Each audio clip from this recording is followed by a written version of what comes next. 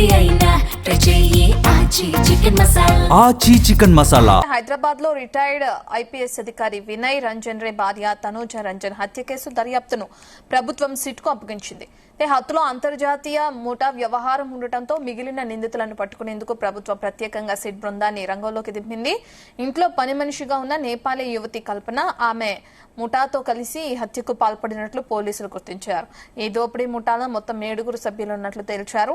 ఇంట్లోని విలువైన వస్తువులు నగదును దోచుకోవటమే లక్ష్యంగా ముఠా మే 8న మాజీ ఐపీఎస్ భార్య తనూజను దారుణంగా హత్య చేశారు. తర్వాత రైలులో కాచిపేట మీదుగా ముంబై పారిపోయిన నిందితులను పోలీసులు అరెస్టు చేసి పట్టుకున్నారు.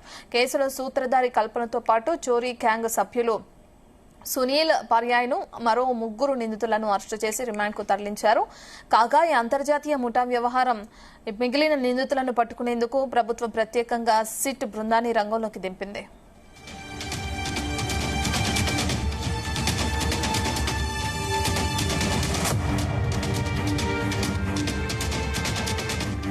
హైదరాబాద్ లో రిటైర్డ్ ఐపీఎస్ అధికారి వినయ్ రంజన్ రే భార్య తనూజ రంజన్ హత్య కేసు దర్యాప్తు ప్రభుత్వం సిట్కు అప్పగించింది. హత్యలో అంతర్జాతీయ ముఠా వ్యవహారం ఉండటంతో మిగిలిన నిందితులను పట్టుకునేందుకు ప్రభుత్వం ప్రత్యేకంగా సిట్ బృందాన్ని రంగంలోకి దింపింది. ఇంట్లో పని మనిషిగా ఉన్న నేపాలీ యువతి కల్పన ఆమె ముఠాతో కలిసి ఈ హత్యకు పాల్పడినట్లు పోలీసులు గుర్తించారు. ఈ దోపిడీ ముఠాలో మొత్తం 7 సభ్యులున్నట్లు తేల్చారు. ఇంట్లోని విలువైన వస్తువులు నగదును దోచుకోవటమే లక్ష్యంగా ముఠా మే 8న మాజీ ఐపీఎస్ భార్య తనూజను దారుణంగా హత్య చేశారు. తర్వాత రైలులో కాచిపేట మీదుగా ముంబై పారిపోయిన నిందితులను పోలీసులు అరెస్టు చేసి పట్టుకున్నారు.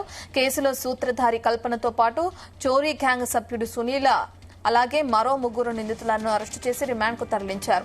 కాగా ఈ అంతర్జాతీయ ముఠా వ్యవహారం కావడంతో మిగిలిన నిందితులను పట్టుకునేందుకు ప్రభుత్వం ప్రత్యేకంగా సిట్ బృందాన్ని రంగంలోకి దింపింది.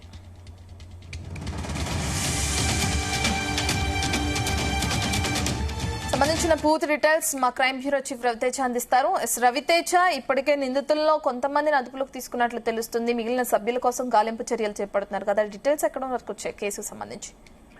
జూబ్లీహిల్స్ మాజీ ఐపీఎస్ భార్య హత్య కేసు హైదరాబాద్ జవహర్ నగర్ కాచిగూడలో ఈ వరుసగా జరిగినటువంటి నేపాలీ నిందితుల కోసం హైదరాబాద్ పోలీసులు ఒక రివ్యూ మీటింగ్ నిర్వహించి వీరికి వివిధ పోలీసుల తరఫున ఇన్వెస్టిగేషన్ చేయడం కారణంగా రాష్ట్రాన్ని దాటి వెళ్లలేనటువంటి పరిస్థితి, అక్కడ పోలీసులు సహకారం కూడా ఇవ్వలేనటువంటి పరిస్థితి ఉండడంతో Hyderabad police commissioner special investigation team ఎస్ఐటిని ఏర్పాటు చేసి మొత్తం 20 మంది సభ్యులతో కూడినటువంటి ఈ టీం కేవలం ఈ నేపాలీ గ్యాంగ్ ఎక్కడెక్కడగా ఈ 3 చోట్ల హత్య చేసి చోరీ గురైన తర్వాత ఆ సొత్తునంతా కూడా ఎక్కడ వీళ్ళు అమ్మకాలు చెప్పారు, ఆ తర్వాత ఏ ప్రాంతానికి పారిపోయారు, వీరి వెనుకల నుంచి ఆపరేట్ చేస్తున్నటువంటి టీం ముఖ్య సభ్యులు ఎవరు, ఈ టీంలో ఎంతమంది ఆపరేట్ అవుతా ఉన్నారు, వీరిపై గతంలో ఏదైనా తెలంగాణలో కేసు నమోదై ఉన్నాయా, అంత ఈజీగా హైదరాబాద్ లో చొరబడి వీళ్ళు ఇంట్లో పనిచేస్తున్నట్టుగా నమ్మించి జనాలనంతా కూడా నమ్మబలికించి దాని ద్వారా ఇంట్లో ఉన్నటువంటి సొత్తునంతా కూడా కాజేసుకుని వెళ్లిపోయినటువంటి ఉదాంతాలు హైదరాబాద్ ట్రై కమిషనరేట్ పరిధిలో ఎక్కువగా ఈ కేసులు నమోదవుతా ఉన్నాయి. దేశవ్యాప్తంగా మాజీ ఐపీఎస్ భార్య హత్య తీవ్ర సంచలనానికి దారితీసింది.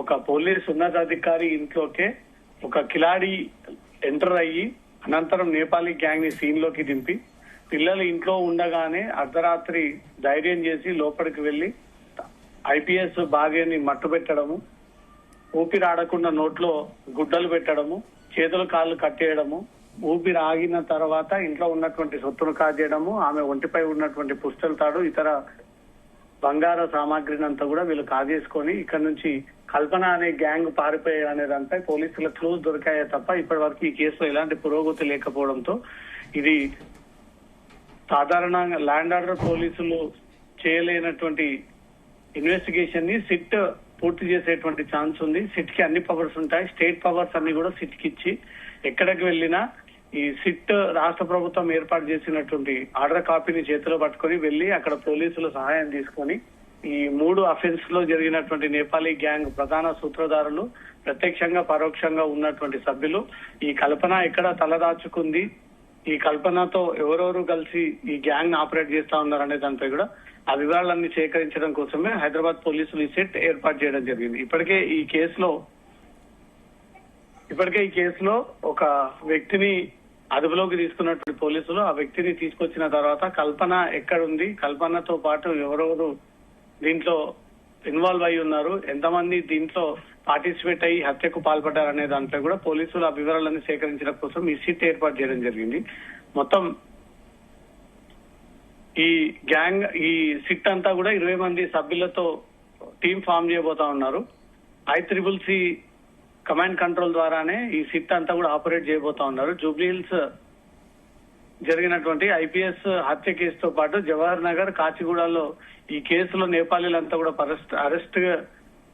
అరెస్ట్ కోసం ఈ సిట్ ఏర్పాటు చేయడం జరిగింది. ఒక ఇన్స్పెక్టర్, కింది స్థాయి SIలు, 17 మంది కానిస్టేబుల్ తో పాటు ఈ సిట్ ఏర్పాటు చేసి ఈ 3 కేసెస్ లో జరిగినటువంటి అఫెన్స్ నిందితులు చోరీ జరిగిన తర్వాత ఏ ప్రాంతాల్లో పారిపోయారు, ఇక్కడ వారికి ఎవరు షెల్టర్ ఇచ్చారు, ఈ ఇంట్లో రూట్ మ్యాప్ అంతా కూడా ఎలా సిద్ధం చేశారు, అటు కాచిగూడలో జరిగినటువంటి జవహర్ నగర్, జూబ్లీహిల్స్ లో జరిగినటువంటి ఈ కేసు అన్నిటిపై కూడా ఫోకస్ పెట్టి ఈ టీమ్స్ అంతా కూడా ఈ రోజు నుంచి సీన్ లోకి వెళ్లి అన్ని పరిశీలించి ఆ డేటానంతా కూడా తీసుకొని ఈ రోజు నుంచి సిట్ తమ పని ప్రారంభించి త్వరలో ఈ 3 అఫెన్స్ కి చెందినటువంటి నేపాలీ గ్యాంగ్ అంతా కూడా అరెస్ట్ చేయబోతున్నట్టుగా సమాచారం అందుతాను.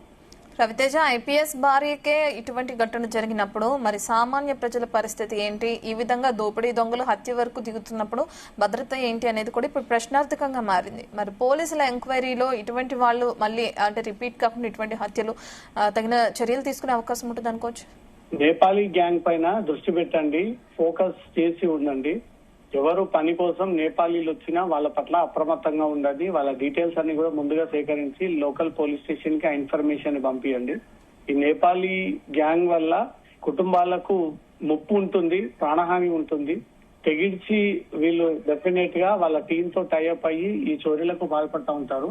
వరుసగా హైదరాబాద్ లో జరుగుతున్నటువంటి ఈ నేపాలీ గ్యాంగ్ల ఆగడాలు, హత్యలు, దొంగతనాలు, దోపిడీల పైన హైదరాబాద్ పోలీసులు ఫోకస్ చేసి వీటన్నిటిపై కూడా దృష్టి సాధించాలి. పోలీసులు ఒక పక్క అవేర్నెస్ కోసం నేపాలీ గ్యాంగ్ ఎవరిని కూడా ఎంకరేజ్ చేయకండి, ఇంట్లో పని పెట్టుకోకండి, ఒకవేళ పెట్టుకున్నా వీళ్ళపైన నిఘా పెట్టండి, ఆ డీటెయిల్స్ అన్ని కూడా పోలీస్ స్టేషన్ కి చేరవేయండి అంటూ మాత్రం ఇప్పటికే పోలీసులు ఒక సూచనలు, వాళ్ళకు ఒక అవగాహన కార్యక్రమం ఇవ్వడం జరిగింది.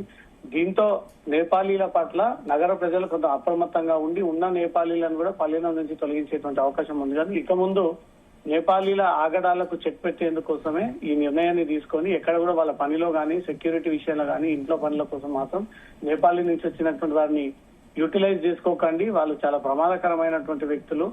వారి ఆలోచన తీరే దోపిడీ, దొంగతనంగా ఉంటుంది కాబట్టి వీళ్ళకు దూరంగా ఉండండి అంటూ కూడా హైదరాబాద్ పోలీసులు ఇప్పటికే ఒక ప్రకటన కూడా రిలీజ్ చేయడం జరిగింది. కాబట్టి ఈ చోరీలకు గురైనటువంటి 3 అఫెన్స్లలో పారిపోయి తలదాచుకున్నటువంటి ఆ 3 గ్యాంగ్లకు చెందినటువంటి సభ్యుల్ని త్వరలో పోలీసులు అరెస్ట్ చేయడం కోసమే ఈ సెట్ ఏర్పాటు చేయడం జరిగింది. Thank you Ravitej.